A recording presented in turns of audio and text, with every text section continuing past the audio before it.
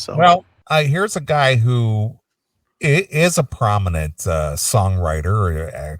He's right up there, in my opinion, as far as being a very prolific songwriter, performer, almost a genius as far as like his early work. okay. John Fogerty. Yeah. Mm-hmm. John Fogerty, finally, after all these decades, he's been able to acquire the rights to his CCR songs. Okay.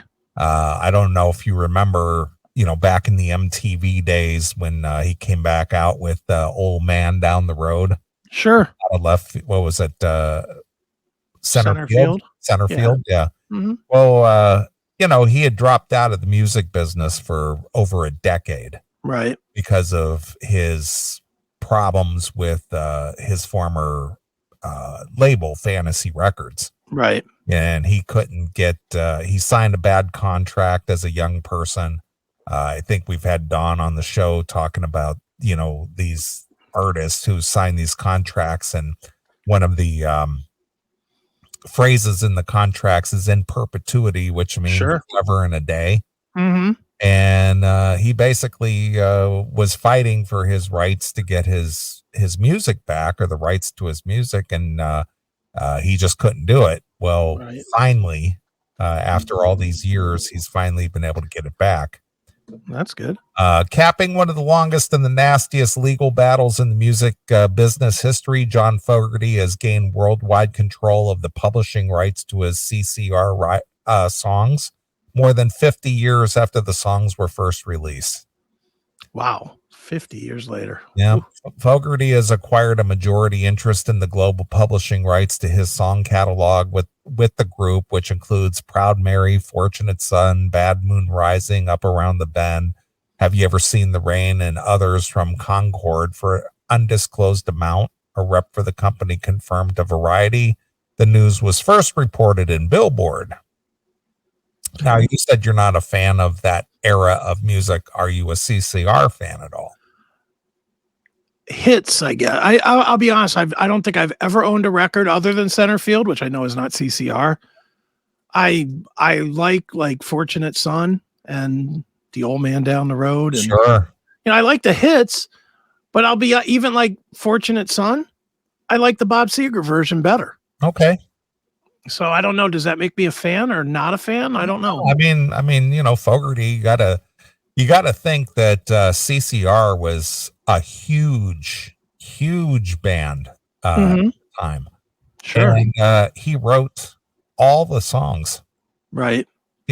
So and they churned them out. We talked about the short career of the Eagles before they had a greatest hits put out. Mm-hmm. Well, same way with CCR, they put out a ton of songs, late 60s into the early 70s. Okay. And they had a lot of hits, and Fogerty wrote all of them. Right. Look at this. Do you think he'll get 600 million if he sells? I would say, yeah. What all are the hits? I mean, I know The Old Man Down the Road, and I know Fortunate Son. Old Man Down the Road is his solo. Oh, is it? I thought that was what was CCR. Well, his was Run Through the Jungle. Okay. He wrote Old Man Down the Road, which sounded like one of his own songs from CCR, and we'll get into that. He got sued for it, but here's the top songs for CCR. Okay. Have you ever seen the rain? Yeah, I know that one. All right. Fortunate Son. Great song. Bad Moon Rising. I've seen a bad moon rising. That's them. That's them. Okay. Yep.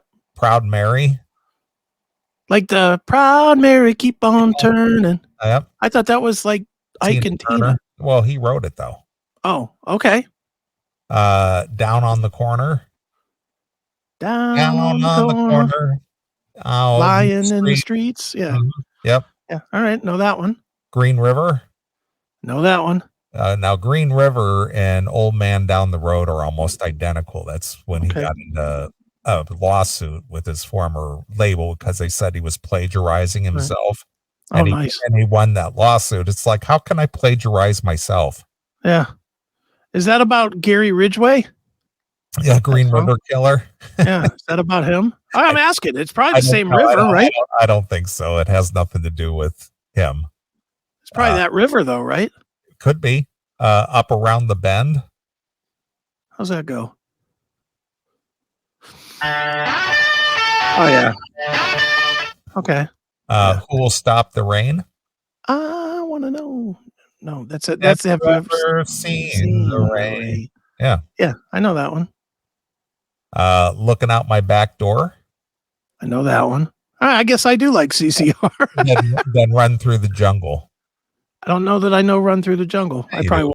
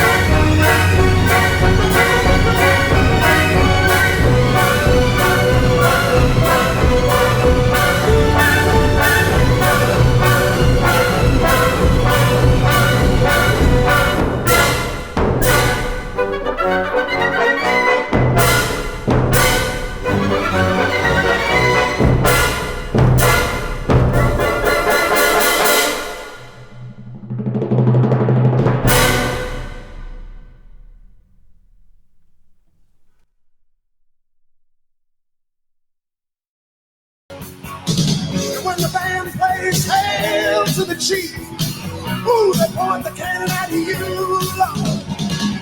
It ain't me, it ain't me. I ain't no senator's son. It ain't me, it ain't me.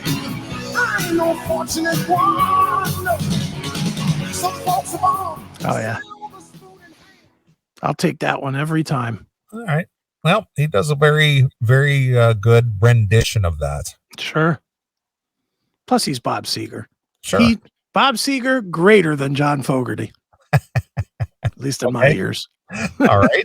At least in my ears. All right. Well, from a performance standpoint, but you got to realize, again, I'm talking about the body of music written in such a short span of time and how big the songs were. Well, and you know what's impressive about Fogerty too? Then he comes back solo and does it again. Yeah. He Center Field was a huge record. It was a big record. And how long had he been out of the business? About a decade. Yeah. So 10 years later, he comes back and writes 3 or 4 number one hits. Yep. Yeah. And again, number one, the CCR brand was still being played on rock radio. Yeah. In heavy rotation still, staple of rock radio. Mm-hmm. And number two, he came back during the MTV era, which again, MTV helped bolster his return. Right. Oh yeah. Was doing all kinds of promotions of the return of John Fogerty and, all that kind of stuff. So, Yeah. That really helped as well, that he was able to use the current medium Mm-hmm. to get the promotion of his new record out there. Yeah. Meanwhile, he was probably what, in his mid 40s when that was going on? I would say, yeah. You would never see that today. Mid 40s guy given that kind of media attention? No way. No possible way. Instead, we get Rihanna at the Super Bowl. Fuck out of here with that shit. The Rock and Roll Hall of Famers disputes were not with Concord, which acquired the rights to the catalog in 2004, but with the music and film mogul Saul Zaentz, who signed Fogerty, who is now 77, and Creedence to his Fantasy Records in the mid-1960s under a draconian contract that he defended aggressively and litigiously for decades. The bitter legal battle between Fogerty and Zaentz played out in the courts and the press, and even in Fogerty's thinly veiled 1985 song, the music video Vans Can't Dance. Right. Do you remember that at all? I do remember. I remember hearing about it. Yeah. It had a dancing pig. Right. See if you could find that music video and pull that up. Vans, V-A-N-Z, Can't, K-A-N-T, spelled with a K because that's cool. Dance, D-A-N-Z. Which unsurprisingly led to a $144 million lawsuit, ultimately unsuccessful lawsuit from Zaentz, who claimed the song copied Fogerty's own hit, Run Through the Jungle. All right, here we go. All right, dear, now it's time for you to go to sleep. Can I stay up just a little bit longer and read? Well, how about if I read you a nice bedtime story? Okay, Grandma. Let me see. Oh, there's one of my favorites, The Three Little Pigs. Now you just settle down and I'll read you this. Once upon a time, there were three little pigs who went out into the big world to build their homes and seek their fortunes. The first little pig did not like to work at all, so he built himself a quick and easy house of straw. I build my house of straw. I build my house of hay. I toot, I flute, I don't give a hoot.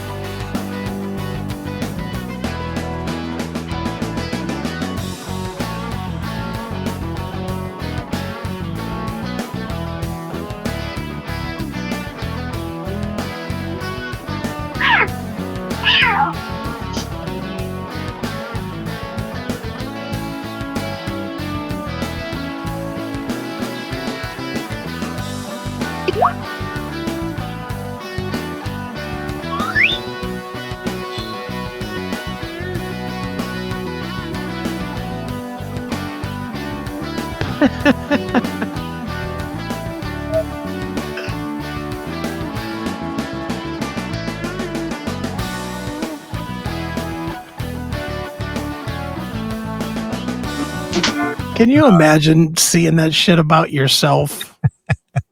Well, I think this article is mistaken because that's not the song that came in the dispute. It was Old Man Down the Road and Green River, I believe. Okay. Was the two that were right. Comparative. Let's see. Let me pull that one up here real quick. John Fogerty, Old Man Down the Road. If you listen to it real close. But yeah, that's not the song that was in dispute. Okay. It was this one here.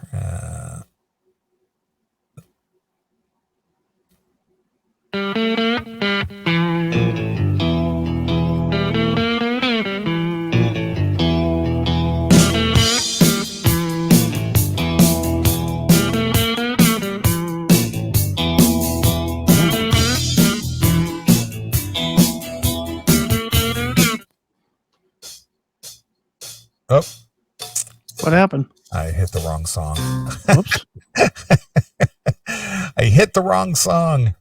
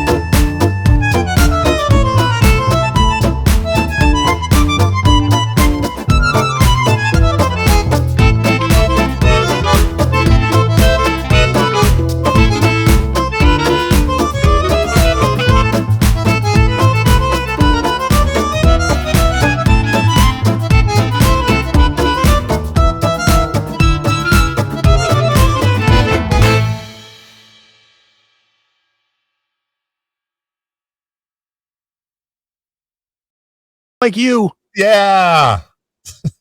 It consumed decades of the artist's life and sidelined his music career for many years, although upon its acquisition, Concord quickly improved the terms of the deal. The company reinstated the artist's royalties Fogerty had relinquished to Zantz in 1980 to get out of the fantasy deal, which he signed as a teenager and unwisely, in retrospect, renegotiated with Zantz in 1970 while acting not only as the group's singer, songwriter, and lead guitarist, but also its manager. Ugh. So he basically was a one-man show. The other three guys, not so important. Yeah. And yet they're the ones that toured for years as Creedence Clearwater Revival, right? Revisited. Was it Revisited? Revisited. So nobody toured as CC as Revival? No, not after they broke up. Okay. CCR, it was Creedence Clearwater Revisited. Dumb. Yeah. I saw those guys. I met those guys when I first got to be friendly with our friend Ian from Skinnerd. Oh, yeah. They were opening for Skinnerd. Okay. And so when I met Ian for the first time, they were opening the show. Okay. So I saw them. They were just basically had a singer that, mimicked Fogerty, and they did the CCR songs. John Fogerty? Yeah, John Fogerty. Was it John Fogerty that was out there? Jim Fogerty? Oh, it was Sean Fogerty. Yeah, exactly. Zantz went on to a successful career as a film producer that was largely funded by his CCR profits, winning Oscars for One Flew Over the Cuckoo's Nest, Amadeus, The English Patient. Fogerty attempted to acquire his publishing from Zantz in 1989, and two agreed upon a number, but at the last minute, Fogerty says Zantz doubled the price and the deal tanked. Jeez. Zantz died in 2014. Creedence, and then John Fogerty showed up at his grave pissing on it like that other couple that we know. He was like the little Calvin and Hobbes character pissing on his grave. Shows up every day in the morning to take a piss on his grave, like that one guy. Yeah, just on his wife's grave. On his wife's grave, yeah.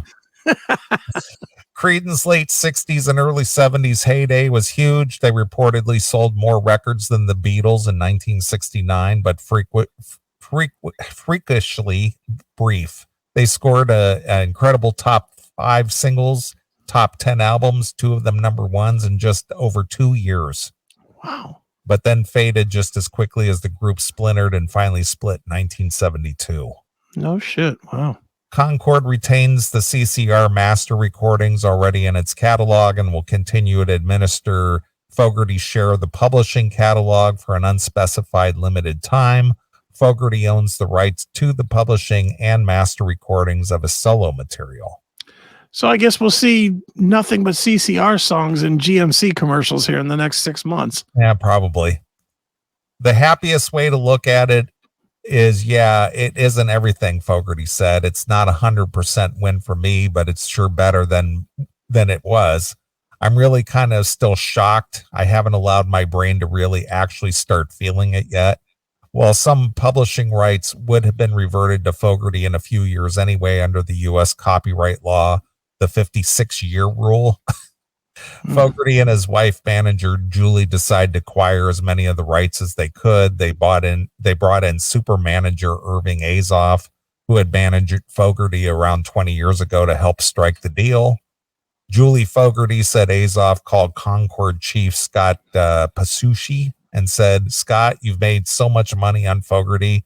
Do you want to be known in the music business as Saul Zaentz or legendary Warner Brothers Records Mo Austin?" And I think he heard that. I don't think that's what the deal was. I don't think so at all. It's like, I'm not going to be known as a pig. I'm not going to have John Fogerty making a music video of me being a piggish manager. Yeah, I'm sure a guy with $100 million really gives a shit that somebody makes a video about him. Yeah. Concord recently released what is presumably the last major work in the Creedence vault, a live recording of the band's legendary 1970 concert in London's prestigious Royal Albert Hall. Did you see that documentary by any chance? I did not. There's a documentary out there where they basically chronicled their show over there in England. Okay. And all the prep and all that stuff. It's pretty good. Accompanied by a documentary film narrated by actor Jeff Bridges, who of course played the Creedence obsessed dude character in the Coen brothers 1998 film The Big Lebowski. That film is just one example of the lasting legacy of the Creedence songs, which the Fogertys plan to extend. Right. I'm ready to feel really good about music again, he said. Oh boy. Yeah, I saw Fogerty open for Mellencamp back about 10 or 12 years ago. Okay. You know, he's a good performer. I mean, he still sounds like John Fogerty, you know. Sure. But you know, you gotta respect the guy and his talent for being able to pen that many hits in such a short amount of time, and you know, basically a staple of classic rock radio. Yeah. I mean, dude, he wrote that soundtrack of that era. Mm-hmm. Really, I mean, a lot of those. I mean, when you play them back to back like that, it's amazing how many he actually did right. Yeah. Then I know that he had a big falling out with his brother Tom Fogerty, who was part of CCR. Okay. And basically, his own brother, backed Zaentz. Well, that had to be comfortable at Thanksgiving. So he died of AIDS. Not directly related. No. But that's what happened to Tom Fogerty. Well, there you go. Karma. Yeah. It's like, you didn't back your own brother? AIDS for you, pal. Yep. You die of AIDS. Yeah. So they did not reconcile at all. Well, that kind of sucks. Yep.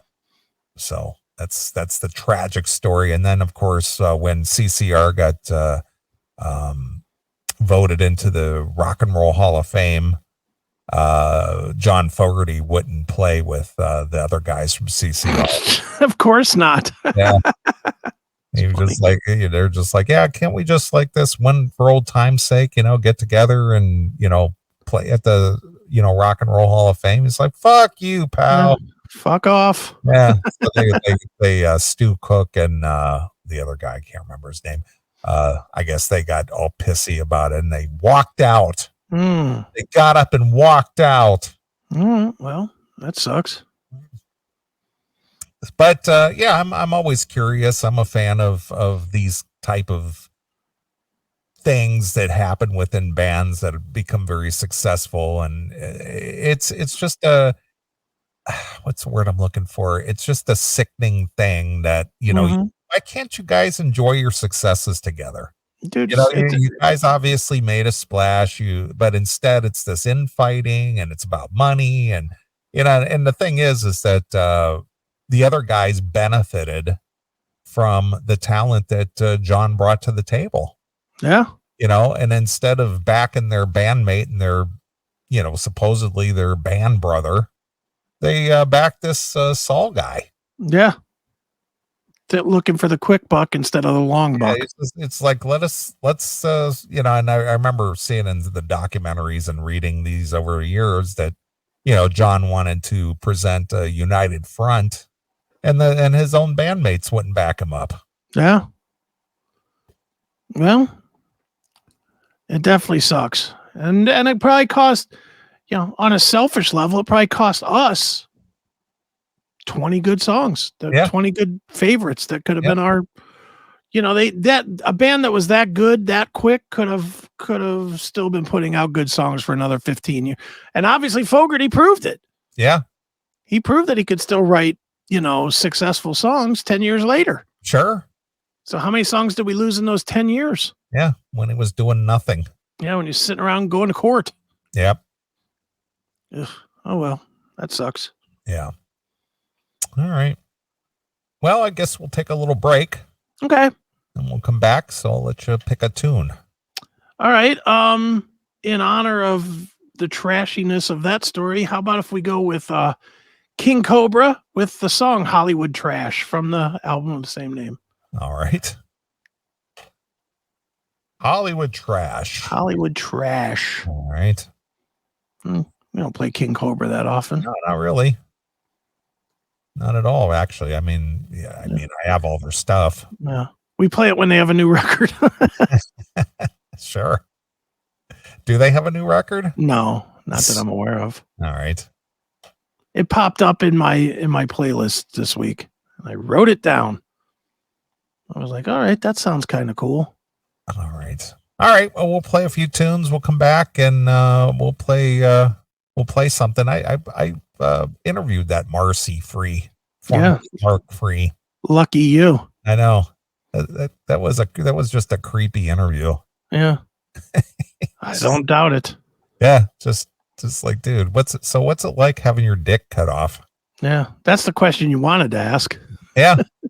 All right. Let's see here. King Cobra. Let's see here. All right. I got it pulled up here, so let's play it. Right. Okay, all right, cool. So here it is. It's King Cobra with Hollywood Trash exclusively here on your Classic Metal Show. Thanks for checking out this episode of The Classic Metal Show.